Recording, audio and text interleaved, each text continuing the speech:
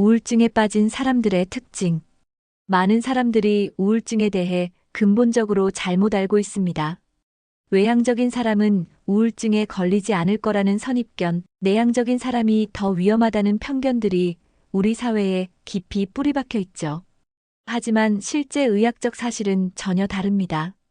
먼저 우울증의 실제 현실을 직시해 봅시다.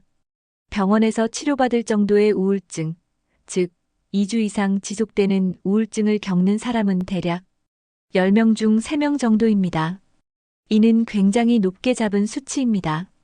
사실 정말 미안하지만 우리 모두는 괴롭고 슬픈 일이 있으면 우울증 진단 기준에 해당되는 증상들을 겪을 수 있습니다.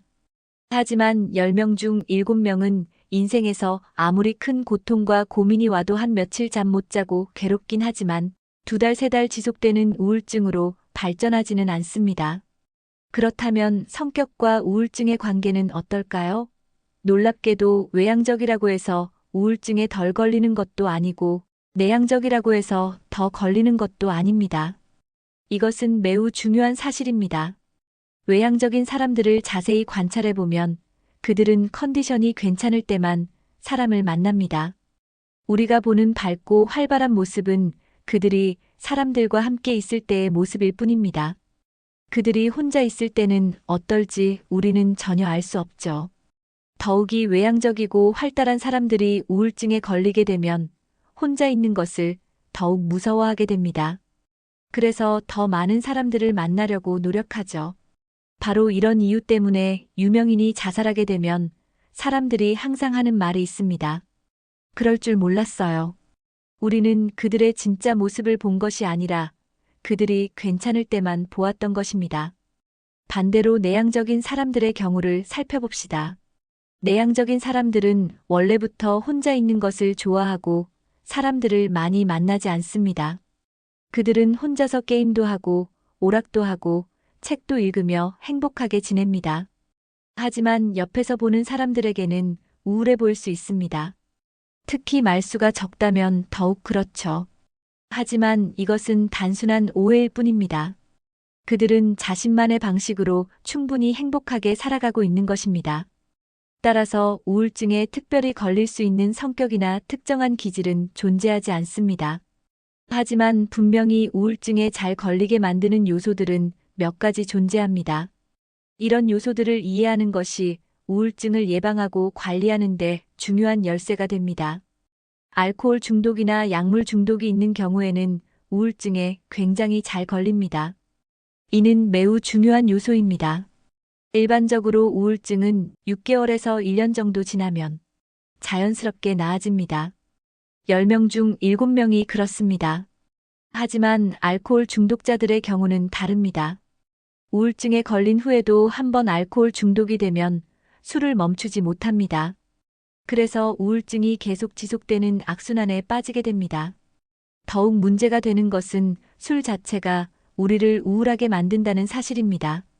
따라서 술에 대한 의존도가 높고 술로 인해서 일상생활이 방해받는 분들은 우울증에 걸릴 가능성이 굉장히 높아집니다. 신체적인 질환 역시 우울증 발병 확률을 극적으로 높입니다. 우리 몸의 면역계와 우울증 사이에는 밀접한 관련이 있습니다.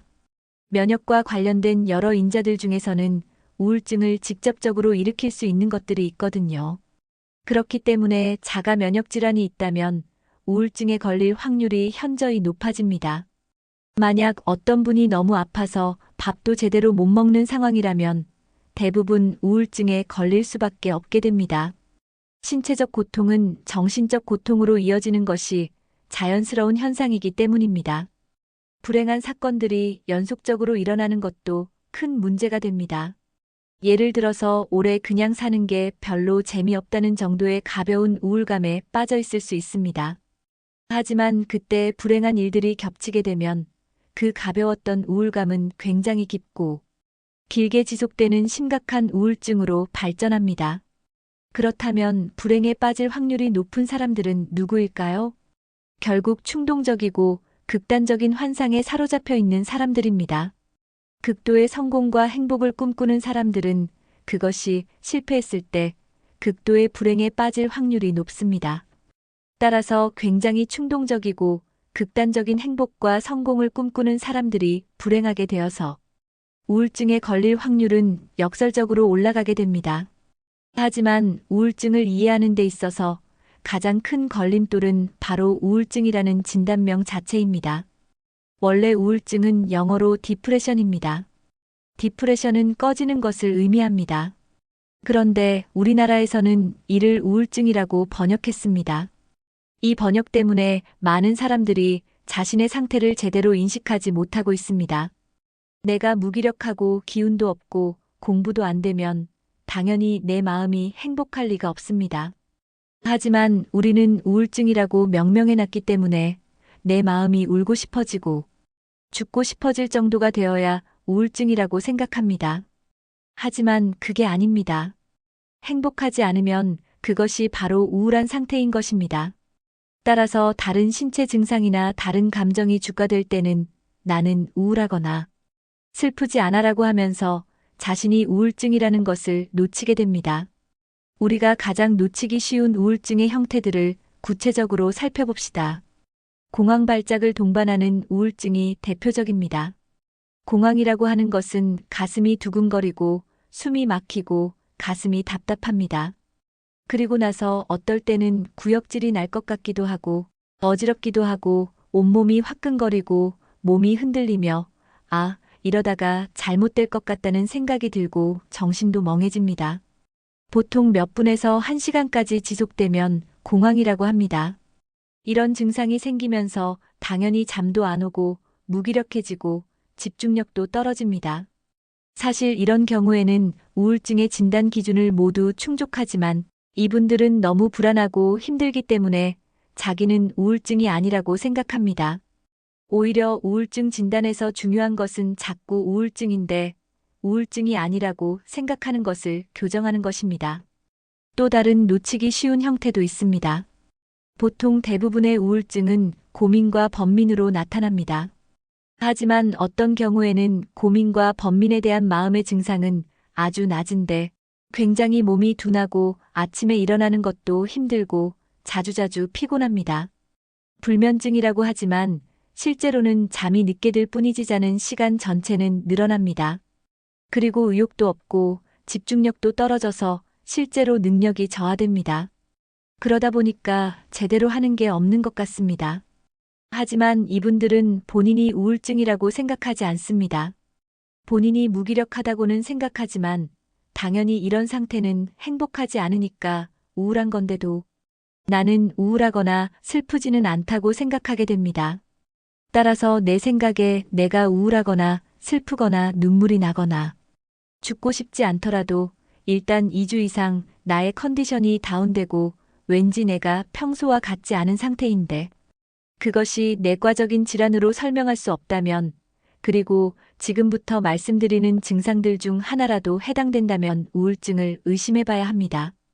좌절감, 분노, 짜증, 무기력, 피곤함, 게으름, 집중력 저하, 업무 능력 저하, 학습 능력 저하, 잠을 너무 많이 자거나 잠을 너무 안 자거나 혹은 체중이 줄거나 체중이 엄청나게 늘거나 안 그러던 분이 갑자기 불안해져서 술이나 담배에 의존하게 되거나 이런 것들이 2주 이상 지속된다면 내 마음이 꼭 집어서 슬프거나 우울하거나 눈물이 나지 않더라도 우울하지 않은 우울증이라고 생각해 봐야 합니다. 이것이 바로 디프레션에 해당하는 것입니다. 한국어 번역이 우울증이다 보니까 사실 디프레션 상태이고 치료를 받으면 한 달 안에 70% 상태로 즉 내 최상이었을 때의 컨디션으로 돌아갈 수 있는데도 나는 우울증이 아니다라고 생각하게 되면서 치료를 받지 않게 됩니다. 그렇다면 우울증에 빠지는 가장 큰 원인은 무엇일까요? 정말 죄송하지만 어떤 사람의 유전자 속에는 우울증이 생길 가능성이 높은 유전자가 들어 있습니다. 10명 중 7명은 인생에서 아무리 큰 고통과 고민이 와도 며칠 잠 못 자고 괴롭긴 하지만 2달, 3달 지속되는 우울증으로 발전하지 않습니다. 하지만 나머지 3명에게는 그런 유전적 소인이 있는 것입니다. 하지만 이것 때문에 너무 슬퍼할 일은 아닙니다. 왜 슬퍼할 일이 아닌지 말씀드리겠습니다. 지금 이 얘기를 하고 있는 의사도 우울증이 있습니다. 그러니까 너무 슬퍼하지 마시고요. 약을 먹고 잘 지내고 있습니다. 또 슬퍼하지 않아야 될 이유가 있습니다. 우리는 굉장히 완벽한 유전자 조합이 있다고 생각합니다. 하지만 그렇지 않습니다. 모든 것을 완벽하게 채울 수는 없습니다. 나는 우울증에 잘 걸리는 뇌를 갖고 있습니다. 그러나 상대방은 빨리 죽는 몸을 갖고 있을 수도 있습니다. 나는 우울증에 걸리기 때문에 3, 4년에 한 번씩 6개월에서 1년 동안 대체 살아있는 것 같지도 않고 너무 고생하고 힘든 시기가 나를 괴롭힙니다. 그것은 내가 행복할 때도 오고 내가 불행할 때도 옵니다. 하지만 반대로 다른 사람들도 역시 그 사람들만의 어려움을 주는 것을 갖고 있습니다. 만약 우울증에 걸릴 수 있는 유전자와 30살의 폐암에 걸리는 유전자 사이에서 어느 것을 선택하시겠어요? 둘 다 선택하고 싶지 않겠지만 결국 나에게는 우울증에 걸리는 유전자가 있고 그렇기 때문에 나는 우울증에 걸리게 되면 우울증 약을 먹고 치료를 받아야 됩니다.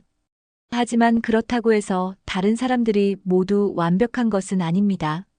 그리고 우울증에 걸렸을 때는 치료 방법도 내가 선택할 수 있습니다. 우울증은 한 번 왔다가 갑니다. 그러면 짧게는 몇 달, 길게는 3-4년, 아주 길게는 10년 동안 나에게 오지 않을 수도 있습니다. 우울증이 완전히 떠나간 시기에는 약을 먹으나 안 먹으나 계속 우울하지 않습니다. 그러니까 내가 그냥 계속 약을 먹는 쪽을 선택할지 아니면 내가 굉장히 잘 듣는 약이 있고 그리고 내가 우울증을 명확히 인지할 수 있다면 약을 먹다가 다 나으면 중단했다가 몇 년 뒤에 다시 오면 그때 먹을지 그것은 선택의 문제입니다.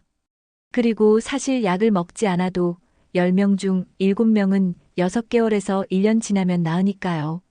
절대로 극단적인 선택을 생각하거나 정말 좋은 직장을 그만두거나 정말 사랑하는 사람과 헤어지거나 할 필요가 없습니다. 그렇다면 우울한 감정이 생기면 무조건 병원에 가는 것이 좋은 선택일까요? 그 역시 선택의 문제라고 생각됩니다. 단, 우울증이라고 인지했다면 삶의 태도는 바꿔야 하는 것이 맞습니다. 우울증일 때는 모든 분들이 그런 것은 아니지만 대부분의 분들이 좋은 시간과 나쁜 시간이 있습니다. 예를 들어서 나는 오후 4시 이전에는 아무것도 못합니다. 4시 이전에는 10시부터 앉아 있어도 아무 일도 못하고 계속 미루기만 합니다. 그런데 4시가 되면 딱 잘 됩니다.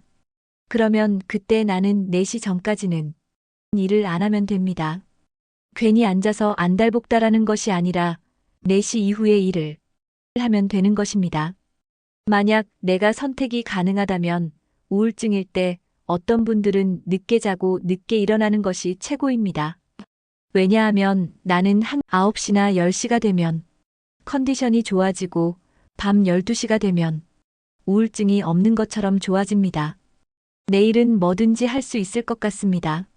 그리고 새벽 한 4시에 잔 다음에 오후 한 3시에 일어나면 2시간 정도 멍하다가 또 4시부터 괜찮아집니다. 늦게 자고 늦게 일어나면 됩니다. 내가 그럴 수 있는 직장이라면 말입니다. 문제는 차라리 늦게 자고 깔끔하게 늦게 일어나야 되는 건데 내가 직장에 출근해야 하니까 8시쯤 일어납니다. 8시부터 오후 4시까지는 공황 발작에 멍하고 너무너무 괴로운 시간만 늘어납니다. 어떤 분이 일부러 일찍 자고 일찍 일어나면 우울증 기간 동안에 즐거운 시간은 줄이고 괴로운 시간만 늘리는 것입니다. 또 우울증일 때는 평소에 먹고 싶던 것이 먹고 싶지가 않습니다. 그래서 자기가 원하는 단 하나의 음식이 있게 됩니다. 어떤 분은 케이크, 어떤 분은 과자, 어떤 사람에게는 고체 음식은 다 싫어해서 음료수만 좋아합니다. 그럼 그분에게 콜라랑 달콤한 커피가 밥인 것입니다. 그리고 죄송하지만 어떤 분은 술만 먹을 수 있습니다. 술이 당분이 되는 것입니다. 우울증 기간 동안에는 예를 들어서 먹고 싶을 때 먹고 싶은 것을 먹고 싶은 만큼만 먹어야 됩니다. 이 말씀을 드리는 이유는 나는 우울증입니다. 그러나 내가 우울증이라고 해서 아무것도 못하는 것은 맞지만 딱 그냥 6개월 동안 아무것도 안 해도 됩니다. 그리고 내가 일어나고 싶을 때 일어나고, 자고 싶을 때 자고, 먹고 싶을 때 먹고 싶은 것만 먹고, 그러면서 좋아하는 것만 하면서 6개월 정도 지나고 저절로 나올 수 있다고 하면 그분에게 선택이 있는 것입니다. 내가 그냥 이렇게 6개월에서 1년 쉬고 놀면서 저절로 나갈 것인가, 아니면 내가 그래도 너무 괴로우니까 치료를 받을 것인가. 그렇기 때문에 우울증이라고 해서 모든 사람들이 병원에 와서 치료를 받아야 된다고 생각하지는 않습니다. 가벼운 우울증이 내 삶에서 그것을 조절할 수 있다면 저는 선택의 문제라고 생각합니다. 물론 그러나 내가 공황 발작이 있거나 죽고 싶다면 또 다른 문제겠죠. 그렇지만 적어도 이런 생활을 최소한도 유지해야만 되는데 왠지 내가 2달에서 3달 동안 컨디션이 안 좋아서 이 생활을 유지하는 것이 너무너무 어렵고 직장이든 학교든 지금 해야 할 일 때문에 그것이 나를 괴롭힌다면 그때는 한번 병원에 가보는 것이 맞다고 생각합니다. 그렇다면 우울하고 무기력한 감정이 들 때 긍정적으로 바꾸는 방법은 무엇이 있을까요? 앞서 말씀드린 내용과 연결되는데 긍정적으로 바꾸는 방법은 하고 싶으면 하고 하기 싫은 건 안 하는 것입니다. 대부분 많은 분들이 우울증일 때 감정이 긍정적으로 바뀌는 때는 유튜브를 볼 때와 게임을 할 때입니다. 대부분 그렇습니다. 하지만 이렇게 되는 문제가 있습니다. 만약 나는 우울증일 때 굉장히 무기력합니다. 그런데 자꾸 많은 분들은 우울증 환자에게 아침에 일어나서 햇빛을 보고 산책하라고 그럽니다. 그것은 전혀 우울증 환자에게 도움이 안 됩니다. 오히려 아침부터 고문을 하는 것입니다. 어떤 분이 원래부터 굉장히 운동을 좋아합니다. 본인이 그래서 우울증이 되더라도 밤이 되면 러닝머신 뛰고 땀 내고 본인이 할 수 있습니다. 그럼 그분에게 긍정적인 감정을 운동이 만드는 것입니다. 그러나 원래 운동을 싫어하는 사람에게는 그것이 도움이 될 수가 없습니다. 그 다음에 명상을 한다고 하는데 명상도 맞는 사람이 있고 안 맞는 사람이 있습니다. 굉장히 마음이 급하고 쉽게 지겨워지는 사람에게 명상은 맞지 않는 방법이 됩니다. 산에 가서 바람을 쐬고 자연을 접한다고 하는데 자연도 우리가 자연주의 지능이라고 해서 자연주의 지능이 높은 사람과 낮은 사람이 있습니다. 지금은 별거 아니지만 옛날에 우리가 100년 전만 해도 우리의 생존을 결정하는 지능은 농사를 잘 짓는 지능이었습니다. 그런 분들은 우울증일 때 밭에 나가서 밭일을 하는 것이 본인의 우울증에 도움이 됩니다. 그렇지만 그게 아닌 분에게는 도움이 안 됩니다. 그렇기 때문에 제 생각에 내 옆에 우울증으로 고생하시는 분이 있는데 다들 내가 잘하고 내가 좋아하는 것이 환자분에게도 도움이 될 거라고 생각합니다. 그러나 그렇지 않습니다. 결국 환자분은 우울증 기간 동안에 그래도 긍정적인 마음을 유지하기 위해서는 그래도 컨디션이 괜찮은 2~3시간, 서너 시간 동안 그래도 내가 재미있고 즐거울 수 있는 것을 해야 됩니다. 제가 경험한 바로는 대부분 그것은 유튜브와 게임입니다. 마지막으로 우리는 보통 내가 지금 하는 것이 나에게 가능한 유일한 선택이라고 생각합니다. 우리는 자꾸 이런 생각을 합니다. 과거를 돌이켜보면서 현재 내가 A라는 선택과 A라는 인생을 살고 있는데 힘듭니다. 그러면 B를 선택했고 B 인생을 살았다면, 예를 들어서 B 방법을 취했다면 나는 굉장히 달라지고 좋았을 거라고 생각합니다. 하지만 실제로는 내가 더 엉망이 되었을 가능성이 훨씬 더 높습니다. 우리 인간은 그 순간에 나의 능력으로 항상 최선의 선택을 하면서 살아갑니다. 이것은 정말 중요한 깨달음입니다. 그 당시에 나의 지식, 나의 경험, 나의 감정 상태, 나의 환경, 모든 것을 종합해서 그 순간 내가 할 수 있는 최선의 선택을 한 것입니다. 그렇기 때문에 열등감이 되었건, 혹은 질투가 되었건, 뭔가 마음에 안 드는 대인관계가 되었건, 우울함이 되었건, 분노가 되었건, 쇼핑 중독이 되었건, 술을 마시는 것이 되었건, 일단 그 순간에는 나는 최선의 선택을 한 것입니다.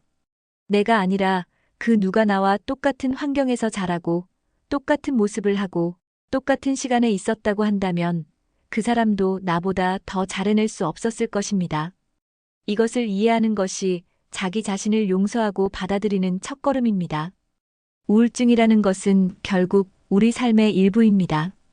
그것이 유전적 소인 때문이든 환경적 요인 때문이든 아니면 단순히 불행한 일들이 겹쳐서든 우울증은 누구에게나 찾아올 수 있는 자연스러운 현상입니다. 중요한 것은 그것을 부정하거나 숨기려 하지 말고 있는 그대로 인정하고 적절히 대처하는 것입니다. 우울증에 대한 편견과 오해들을 버리고 과학적이고 의학적인 관점에서 접근해야 합니다. 외향적이든 내향적이든 성공했든 실패했든 젊든 늙었든 상관없이 우울증은 누구에게나 올 수 있습니다. 그리고 그것은 절대 개인의 의지나 성격의 문제가 아닙니다. 치료 방법도 다양합니다. 약물 치료를 받을 수도 있고 생활 패턴을 조정해서 자연스럽게 회복을 기다릴 수도 있습니다. 중요한 것은 본인에게 맞는 방법을 선택하는 것이고 그 선택을 존중받을 권리가 있다는 것입니다. 무엇보다 우울증 기간 동안에는 자기 자신에게 너무 엄격하지 말아야 합니다. 하고 싶지 않은 것은 하지 않아도 되고, 먹고 싶은 것만 먹어도 되고, 자고 싶을 때 자도 됩니다. 이것이 게으름이나 나약함이 아니라 뇌가 회복하기 위해 필요한 자연스러운 과정이라는 것을 이해해야 합니다. 주변 사람들도 우울증 환자를 대할 때 자신의 기준으로 판단하지 말고 그 사람이 편안해할 수 있는 방법이 무엇인지 관찰하고 존중해 주어야 합니다. 운동이 좋다고 해서 모든 사람에게 운동을 강요할 필요는 없고 명상이 효과적이라고 해서 모든 사람이 명상을 해야 하는 것도 아닙니다. 결국 우울증이라는 것은 우리 삶의 한 부분이며 그것을 통해서 우리는 더 깊이 있는 인간이 될 수 있습니다. 고통스러운 경험이지만 그 경험을 통해서 다른 사람의 아픔을 이해할 수 있게 되고 진정한 행복이 무엇인지 깨달을 수 있게 됩니다. 그러니 우울증으로 고생하고 계신 분들, 그리고 주변에 그런 분들이 있는 분들 모두 기억하시기 바랍니다. 생각보다 당신은, 우리는 모두 잘하고 있습니다. 그 순간순간 최선을 다해서 살아가고 있는 것입니다. 완벽하지 않아도 괜찮고 때로는 주저앉아도 괜찮습니다. 그것이 바로 인간다운 모습이니까요. 우울증은 끝이 있습니다. 반드시 지나갑니다. 그리고 그 터널의 끝에서 우리는 더 강하고 지혜로운 사람이 되어 있을 것입니다. 오늘 하루도 내일도 우리는 각자의 속도로, 각자의 방식으로 한 걸음씩 나아가고 있습니다. 그것